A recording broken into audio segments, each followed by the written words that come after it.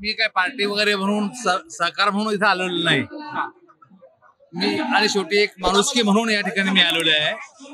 मी तसं सर्वच लोकांना भेटी देतो, तसं इथे भेट दिलेली नाही. मी त्यांचा निरोप घेऊन नाही आलेलो. आता या सगळ्या परिस्थितीवर सरकारनं काय पाऊल टाकावं असं तुम्हाला वाटतं?